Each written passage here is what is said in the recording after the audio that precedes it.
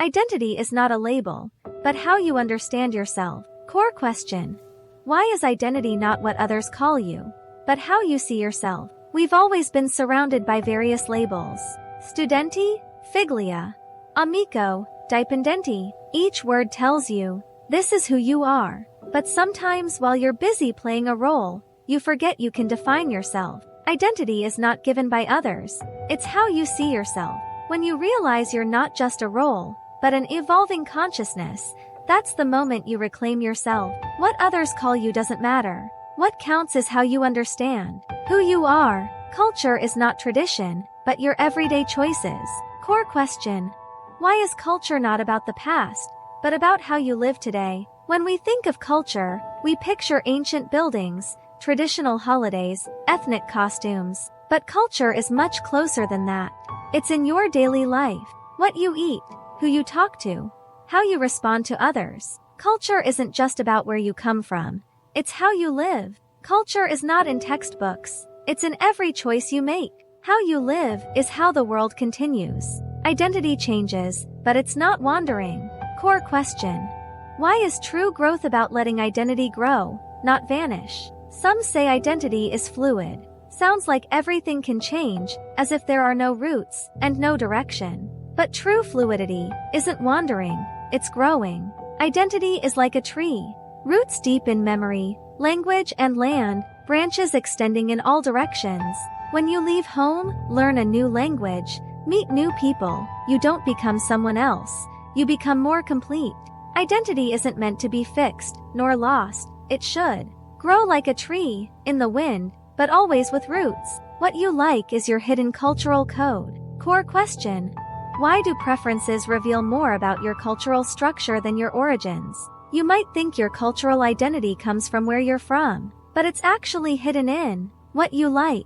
The music you enjoy, the humor you understand, the colors and rhythms that make you feel comfortable. These things are quietly revealing your cultural code. Because likes are not random, they are the language of your growth, your memory, your inner rhythm. Culture isn't just about where you come from. It's about what moves you. What you like already reveals who you are and where you truly come from. The language you use shapes your identity. Core question. Why does your language system change the way you think and perceive yourself? You think language is just a tool for communication, but it actually decides how you see the world. Language, without you realizing, shapes your way of thinking. Some languages prioritize logic, others focus on emotion. Some make you more direct, others more subtle. When you use a language for a long time, your brain starts thinking in that structure. Language doesn't just affect expression, it shapes your identity quietly. Language isn't just about what you say, it's about who you become. Culture is a way of perceiving the world. Core question. Why is culture not knowledge, but how you feel the world?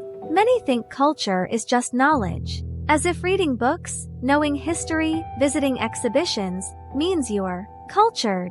But culture isn't about what you know, it's about how you feel the world. Two people can look at the same painting, one sees the technique, the other feels the emotion. Two people can listen to the same song, one hears the melody, the other hears life.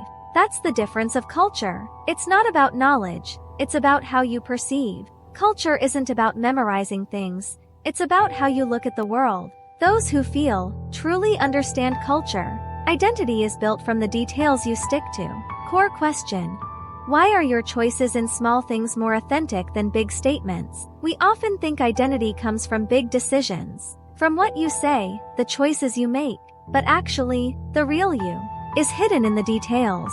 How you treat a meal, how you respond to thank you, how you handle small things no one notices. These are the true you. In details, there's no acting, no script. What you're used to, what you stand by, that's your identity. Big things can be exaggerated, but the details are you. Identity isn't declared, it's lived, bit by bit. Culture starts with the individual, not the group. Core question. Why does culture's real power come from individual expression, not group identity? We often think culture belongs to the masses, that it takes us to have culture, but in reality, culture always starts with one person. From someone who wrote the first poem, from someone who sang a new tune, from someone who dared to speak the truth. Culture isn't the voice of the crowd, it's the expression of one which echoes in others. When you live with intention, express in your own way, you're helping culture grow again. Culture isn't about others agreeing with you, it's about your courage to create. When you speak, when you act, when you follow your own rhythm, culture begins with you.